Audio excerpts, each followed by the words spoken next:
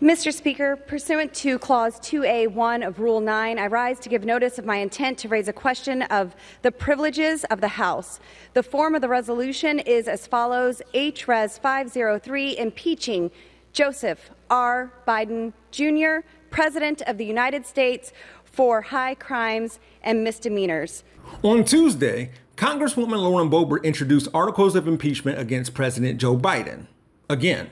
It happens all the time. I mean, on Monday, Republican Representative Andy Ogles of Tennessee introduced articles of impeachment against Biden and Vice President Kamala Harris, of which Boebert was a co-sponsor. Representative Marjorie Taylor Greene has done this multiple times. Here's how many times impeachment resolutions have been introduced during Biden and Trump's presidency as of this past fall. Now, Bobo, out of Colorado, revealed on Twitter that she brought articles of impeachment against President Biden using a privileged motion. Quote, breaking, I am bringing my articles of impeachment against Joe Biden to the House floor in a privileged motion, meaning that every member of Congress must vote on holding Joe Biden accountable.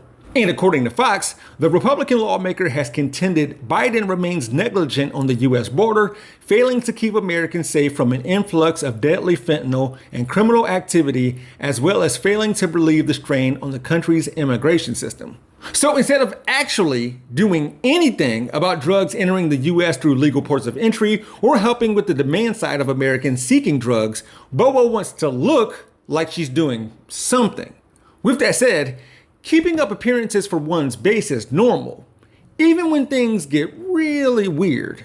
All of the testimony from today and all of the record that is being kept today will be available for members to submit for the official record of the House. We're going to proceed with the second round, and we'll begin with Gentlelady from Georgia on the screen. Thank you. This has been a highly productive endeavor, and we stand adjourned.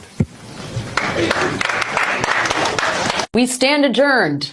It was like Model UN, but instead of high schoolers mocking up a hearing on the crisis in Kashmir, it was Matt Gaetz and a bunch of MAGA celebrities trying to gaslight the public. According to MSNBC, at the time that Donald Trump was being arraigned in a Florida courtroom on a 37-count federal indictment alleging conspiracy and violations of the Espionage Act, House Speaker Kevin McCarthy allowed Representative Matt Gaetz to use a room in the Capitol complex to hold a sham hearing on the January 6th insurrection, which was carried live by C-SPAN.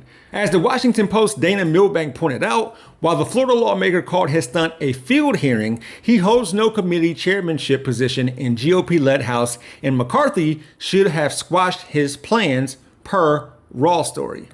Let's put aside for a moment that the video montage that began this hearing made January 6th out to be, as you heard in the video, an inside job, but yet one of the people who was at this hearing, Marjorie Taylor Greene, continuously visits the Jan 6 prisoners and says that they're being treated unfairly and that they should all be pardoned. So is Marjorie Taylor Greene advocating for pardoning members of the deep state who committed an inside job?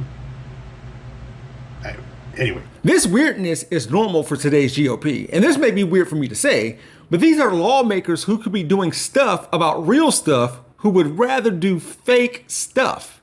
Congresswoman Marjorie Taylor Greene has a new boyfriend, and good for her. We all need to be loved and respected, including people who dress in drag, like MTG's new boyfriend. The link to that video is in the description below. My content can be found by clicking the Jeff Wiggins hashtag or visiting my YouTube channel called We Gonna Be Alright.